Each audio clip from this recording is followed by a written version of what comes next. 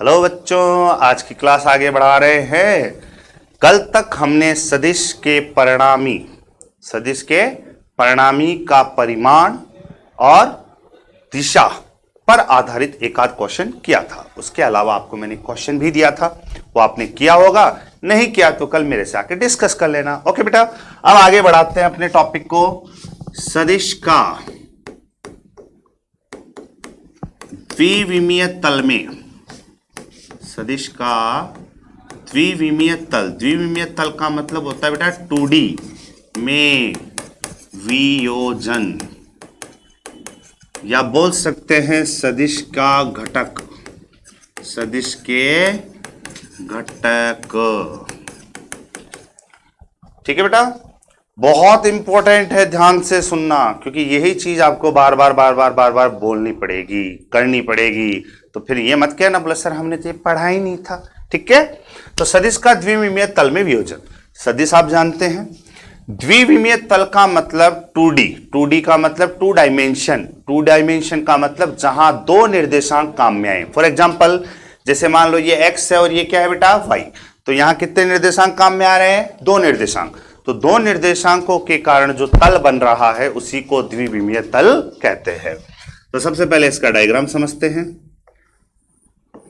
ये कौन सा अक्ष है बेटा? x अक्ष। ये कौन सा अक्ष है? y अक्ष। ठीक है बेटा, इस द्विविमीय तल में आपको मान लीजिए ये कोई सदिश दिया हुआ है a वेक्टर। क्या दिया हुआ है बेटा? a vector. क्लियर है?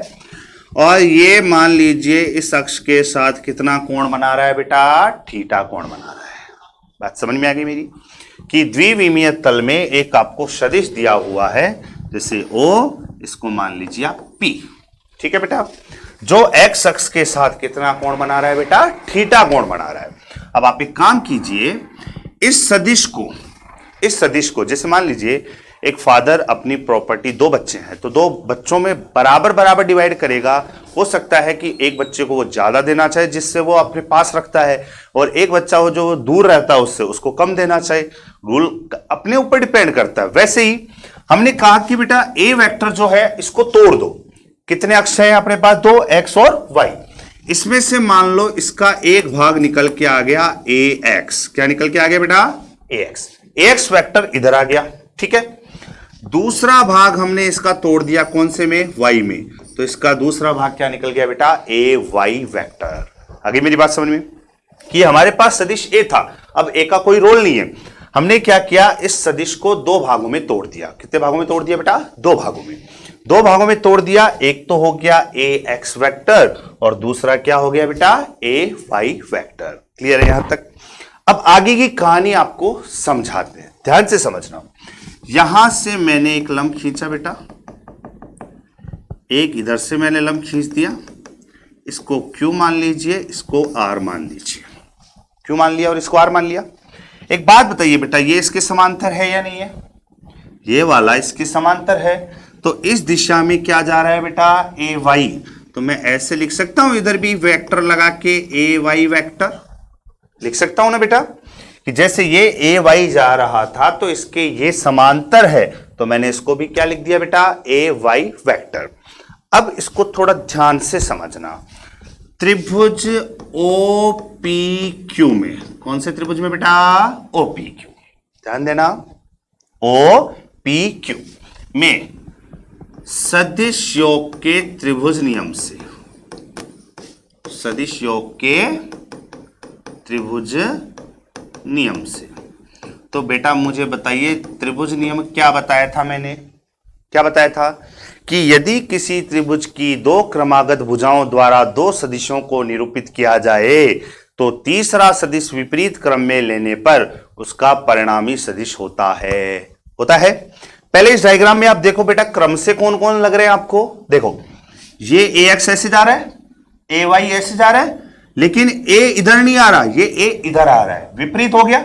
तो विपरीत क्रम में कौन आ रहा है बेटा? a वेक्टर, लेकिन क्रम से कौन कौन है? ax और ay।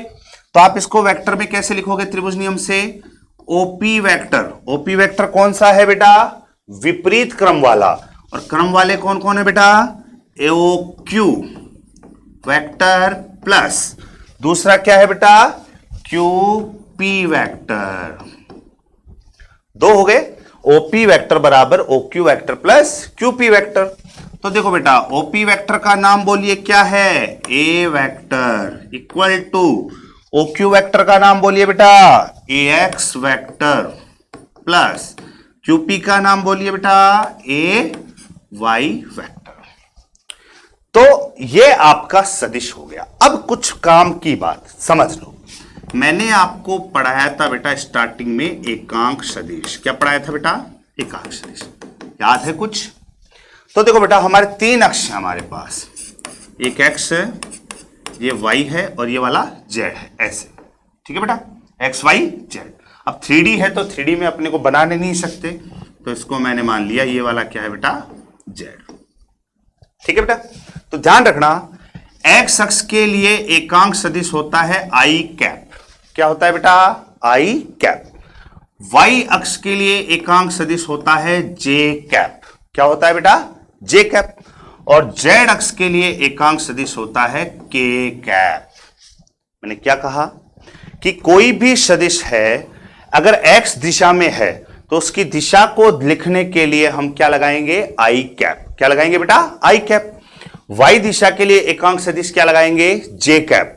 और जेड दिशा के लिए एकांक सदिश क्या लगाएंगे बेटा, के कैप। और मैंने एक बात और बताई थी कि एकांक सदिश का परिमाण कितना होता है बेटा, 1। इसका मतलब आई कैप का परिमाण, ऐसे मोड़ लगा दिया मतलब परिमाण, या बोल सकते हैं जे कैप का परिमाण या के कैप का परिमाण, तीनों का वैल्यू कितना होता है बेटा, 1 होता है, ठीक है।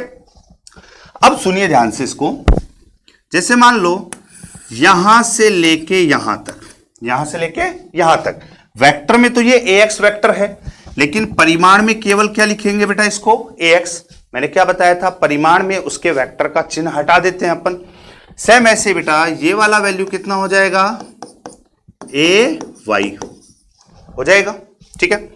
अब एक बात और समझिए, मैंने क्या कहा था बेटा, सदिश जो होता है उसमें एकांक सदिश की परिभाषा पढ़ाई थी, तब बोला था ए वेक्टर बराबर होता है ए वेक्टर बटे ए। एकांक सदिश का फॉर्मूला पढ़ाया था, तब क्या बताया था मैंने, ए कैप बराबर होता है ए वेक्टर बटा ए। ए कैप क्या था बेटा, एकांक सदिश। ए वेक्टर क्या था, जो सदिश आपको दिया हुआ है, और ए क्या था, उसका परिमाण।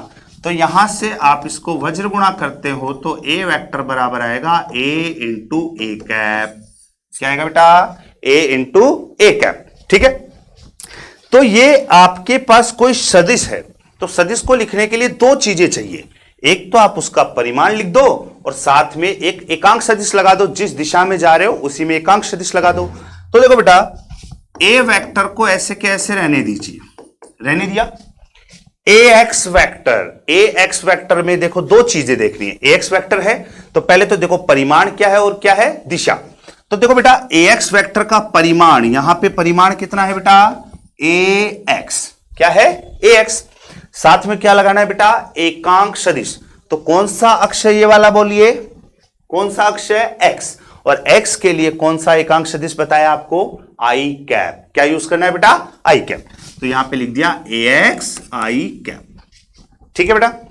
प्लस ए वाई वेक्टर, कौन सा वेक्टर बेटा, ए वाई। तो ए वाई वेक्टर में परिमाण देखिए बेटा, ए वाई वेक्टर ये वाला ही है, परिमाण कितना है बेटा इसका, ए वाई। तो परिमाण तो आ गया ए वाई, और दिशा के लिए एकांक सदिश, बोलो वाई के लिए क्या लगाते हैं बेटा, जे कैप।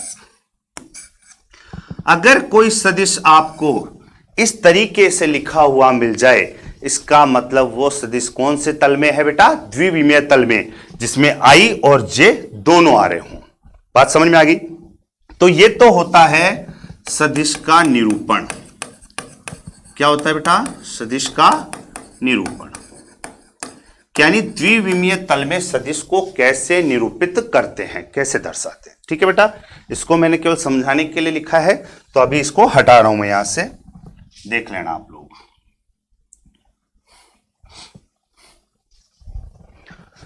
अब आगे समझिए बेटा, इसको ध्यान से समझना। अब डायग्राम में ध्यान से देखना, त्रिभुज ओ पी क्यू में, कौन से वाले में बेटा, ओ पी क्यू। कौन सा वाला, O P Q. OP Q के अंदर अगर मैं आपसे बोलूं बेटा साइन थीटा निकालना है और कॉस थीटा निकालना है, तो बोलिए बेटा साइन थीटा बराबर क्या होता है? लंब बटे कर्ण, और कॉस थीटा बराबर क्या होता है बेटा? आधार बटे कर्ण। तो बोलिए बेटा लंब बटे कर्ण, थीटा के सामने ये हो गया लंब और ये हो गया आधार। वेक्टर नहीं लिखना होता है, ये चीज ध्यान रखना, परिमाण देखते हैं। जब ये साइन थीटा कॉस थीटा लेते हैं तो केवल क्या देखते हैं बेटा? परिमाण। तो देखो लंब का परिमाण बोलो, ये वाला परिमाण कितना है बेटा? ए वाई। क्या है? ए वाई। और कर्ण कितना है बेटा? बोलो, ये ए वेक्टर है, लेकिन वेक्टर नहीं लिखना अपने को, दिशा नहीं लिखनी, क्या लिखना है? परिमाण। तो इसका परिमाण क्या हो गया बेटा? ए। तो आप यहां से वज्र गुणा कर दीजिए, वज्र गुणा करोगे तो बेटा ए वाई बराबर क्या आ जाएगा? ए साइन थीटा। ए वाई बराबर क्या आ जाएगा बेटा? A sine theta. ये हो गया समीकरण नंबर 1। आ गई बात समझ में? दूसरा, कोस थीटा बराबर आधार बटे कर्ण। बोलो बेटा आधार का परिमाण कितना है? यहां पे आधार की वैल्यू कितनी है? ए एक्स, और कर्ण का वैल्यू क्या है बेटा? ए। वज्र गुणा कर दीजिए, ए एक्स बराबर क्या आ गया बेटा? ए कॉस थीटा। ये समीकरण नंबर कितना हो गया? 2। यानी सबसे पहले हमने साइन थीटा निकाल लिया, दूसरा कॉस थीटा निकाल लिया। मतलब ए एक्स का वैल्यू होता है ए कॉस थीटा और ए वाई का वैल्यू होता है ए साइन थीटा। ये बात फिट कर लेना माइंड में कि कभी भी आपको सदिश दिया हुआ हो, कोई कोण दिया हुआ हो, जिस अक्ष के साथ कोण दिया हुआ है उस दिशा में उसका घटक, ये कौन सा घटक है बेटा? एक्स घटक। और ये वाला कौन सा घटक है बेटा? वाई घटक। तो ये घटक ही सिखाने थे आपको, ठीक है? तो एक्स घटक क्या होता है? ए कॉस थीटा, और वाई घटक क्या होता है? ए साइन थीटा। अब आगे समझिए, ये आपके पास समीकरण 1 और 2 है, तो 1 का स्क्वायर प्लस 2 का स्क्वायर से, मतलब 1 का स्क्वायर कर दो और 2 का स्क्वायर कर दो और दोनों को जोड़ दो। क्या बोला मैंने? 1 का स्क्वायर कर दो, 2 का स्क्वायर कर दो और दोनों को जोड़ दो। तो देखो बेटा यहां से क्या आएगा? ए वाई का स्क्वायर प्लस यहां से क्या आएगा बेटा? ए एक्स का स्क्वायर। यानी इधर बाएं तरफ था ए वाई, तो ए वाई का स्क्वायर, बीच में प्लस, इधर क्या था? ए एक्स, तो ए एक्स का स्क्वायर बराबर। आगे देखिए बेटा, ए साइन थीटा का स्क्वायर करोगे तो क्या आएगा? A square sine square theta plus, और ए कॉस थीटा का स्क्वायर करोगे तो क्या आएगा बेटा? A square cos square theta. ये आपका ऐसे कैसे रहेगा? A Y square plus A X square बराबर ए स्क्वायर कॉमन ले लीजिए, sine square theta plus cos square theta. ठीक है? अब देखो बेटा sine square theta plus cos square theta का वैल्यू क्या होता है? 1। तो यहां से केवल क्या बचा? ए स्क्वायर। अब मैं इसको थोड़ा पहले लिख लेता हूं, ए एक्स स्क्वायर प्लस ए वाई स्क्वायर। तो यहां से ए का वैल्यू निकालो बेटा, क्या आएगा बोलो? अंडर रूट ए एक्स स्क्वायर प्लस ए वाई स्क्वायर। इस फॉर्मूले से निकलेगा द्विविमीय तल में सदिश का परिमाण। क्या निकलेगा बेटा इससे? द्विविमीय तल में सदिश का परिमाण। द्विविमीय तल में सदिश का परिमाण निकालने का सूत्र है ए बराबर रूट ए एक्स स्क्वायर प्लस ए वाई स्क्वायर। जब क्वेश्चन कराऊंगा तब समझ में आएगा ये अच्छे से। इसके बाद क्या करना है बेटा? जो समीकरण 1 और 2 था, 1 डिवाइड बाई 2 से, अब 1 में क्या कर दो? 2 का भाग दे दो। तो इधर से तो क्या आएगा बेटा? बोलना ए वाई। क्या आएगा? ए वाई। इधर से क्या आएगा बेटा? A x. ऊपर रहेगा ए साइन थीटा, नीचे क्या रहेगा बेटा? ए कॉस थीटा। तो ए से ए कट गया, साइन बटे कोस क्या बन गया बेटा? टेन थीटा बराबर ए वाई बटे ए एक्स। और मैंने बताया था टेन थीटा से क्या निकलती है बेटा? इसमें दिशा निकलती है। तो इससे निकलेगी द्विविमीय तल में सदिश की दिशा। इससे क्या निकलेगा बेटा? द्विविमीय तल में सदिश की दिशा। क्लियर हो गई बात? तो इसमें कुल मिला के आपको 3 बातें समझ में आई। क्या? कि द्विविमीय तल में सदिश को लिखते कैसे हैं? उसको लिखते हैं बेटा ए वेक्टर बराबर ए एक्स आई कैप प्लस ए वाई जे कैप, जहां आई के साथ जो आ रहा है वो होता है एक्स घटक और वाई जे के साथ जो आता है वो होता है वाई घटक। और एक्स घटक और वाई घटक को जब हमने निकाला तो हमने देखा x घटक होता है a cos थीटा और y घटक होता है a sin थीटा। द्विविमीय तल में सदिश का परिमाण निकालने का सूत्र होता है a बराबर under root ax square plus ay square. ठीक है बेटा। और द्विविमीय तल में सदिश की दिशा निकालने का जो फॉर्मूला होता है वो होता है tan थीटा बराबर ay बटा ax। क्लियर है। अब आपको मैं एक एग्जांपल देता हूं ताकि आपका डाउट क्लियर हो। देखो बेटा, आपको कह दिया a वेक्टर बराबर लिखा हुआ है 3i cap plus 4j cap. क्या लिखा हुआ है? a वेक्टर बराबर 3i cap plus 4j cap का परिमाण व दिशा ज्ञात करो। परिमाण और क्या ज्ञात करो बेटा? दिशा। तो देखो i और j आ रहा है, केवल i और j आ रहा है, इसका मतलब इसमें दो ही यूनिट वेक्टर हैं, दो ही एकांक सदिश हैं। तो ये जो सदिश दिया हुआ है वो कौन से तल में है बेटा? द्विविमीय तल में। तो द्विविमीय तल में सदिश को कैसे लिखते हो? a वेक्टर बराबर ax i cap plus ay j cap. तुलना से क्या कर लो बेटा? तुलना कर लो। तुलना करोगे तो i का गुणांक यहां पे कितना है बेटा? 3 और i का गुणांक यहां पे क्या है? ax। तो ax का मान आ गया 3 और ay का मान कितना आ जाएगा बताओ? ay का मान कितना आएगा? ay की जगह क्या आ रहा है बेटा? 4। तो ay का मान क्या आ गया बेटा? 4। तो अब आपको a निकालना है परिमाण, सदिश का क्या निकालना है? परिमाण। तो परिमाण का सूत्र बताया अभी, under root ax square plus ay square बराबर रूट ax का स्क्वायर मतलब 3 का स्क्वायर कितना हो गया? 9 प्लस ay का स्क्वायर 4 का स्क्वायर 16 मतलब अंडर रूट 25। यानी क्या आंसर आ गया बेटा? 5। बात समझ में आ गई। अब आपको निकालनी है दिशा। तो दिशा tan थीटा बराबर क्या होता है बेटा? ay बटा ax। तो इसको लिख दो 3 बटे 4। सॉरी, ay का वैल्यू कितना है बेटा? 4 बटे में क्या आ गया? 3। तो इसको दिशा को लिखनी हो तो थीटा बराबर, ये tan उधर भेज दीजिए, tan इनवर्स 4 बटा 3। इससे निकल जाएगी आपकी दिशा। बात समझ में आ गई। अब कल हम इससे रिलेटेड खूब सारे क्वेश्चन करेंगे, तब जाके ये द्विविमीय तल का कॉन्सेप्ट समझ में आएगा।